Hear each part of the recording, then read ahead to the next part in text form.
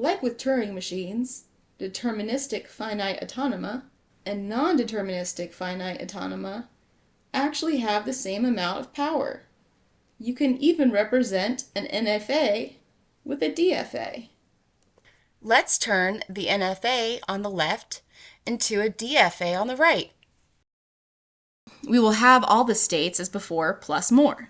And like before, we can have just one branch and just one state. But if we would otherwise have two branches, each in their own state, we make up a new state. The state will be like we are saying that we are in both at once. So if we would have one branch in 0 and another in 1 in an NFA, we would be in state 0, 1 in the DFA. We will make every permutation of all the states to account for all combination of branches. Then I will move them around for visibility in the future. I will also color code the A's as pink and the B's as blue, so we don't need to label things. This is also for visibility, as this is about to get chaotic. We keep the same start state as before. We will always start in state 0 and only 0. Because the 3 is the accept state in the NFA will accept if any of its branches are in that state when it finishes reading input. Because of this, any state in the DFA that has a 3 in it will become an accepting state. If we were in state 0 and encountered a B, we would transition to state 1. However, if we encountered an A, we could go to state 2 or stay in 0. So if we encounter an A, we will be in both state 0 and 2 at the same time. If we were in state 1 and encountered an A, we would go to state 2. There are no B's going out of state 1. So if a 1 was encountered, it would reject in both the NFA and DFA equivalent. State 2 would remain in state 2 when encountering a B. Like before, we could go in more than one direction on A.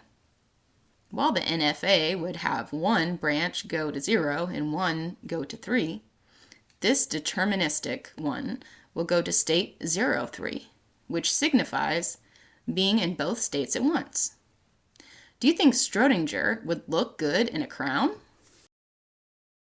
State 3 would go to 1 on B and reject on A. Now we will look at when we are in state 0 and 1 at the same time in the NFA, and in state 0, 1 in the DFA.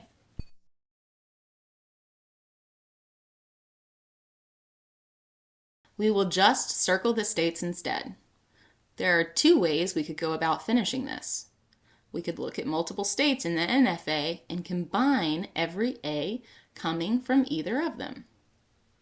Even though state 1 has nowhere to go with a B, state 0 does. This is how we can go from a state in the DFA that represents 2 to a state that represents 1.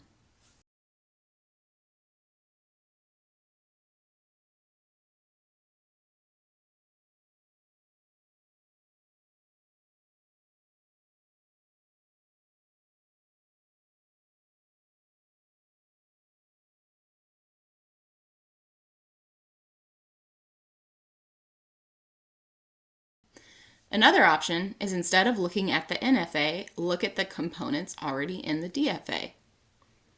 Since we have all the information in the DFA, after inputting the outgoing of the states with only one number, we can use that data to continue building the DFA.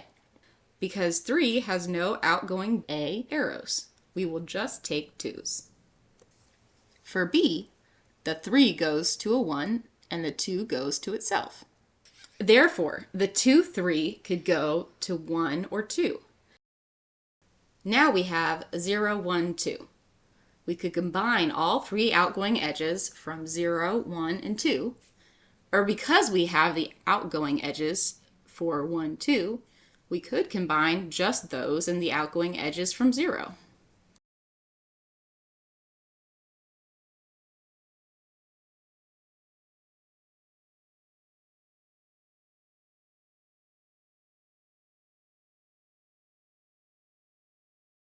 We can, of course, go back to the old way of doing things at any time, where we reference the NFA on the left. Lastly, we have the state 0, 1, 2, 3 in the DFA. This represents being in every state at once in the NFA. The DFA on the right is now equivalent to the NFA on the left.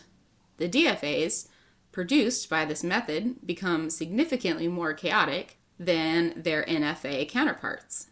This is only exacerbated the more states you have. However, we can view the DFA more compactly. Notice that the state 0, 1, 2 at the bottom has no incoming edges.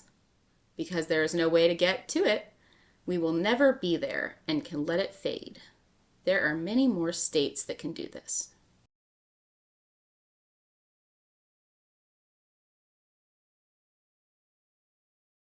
And let's move things around for visibility again.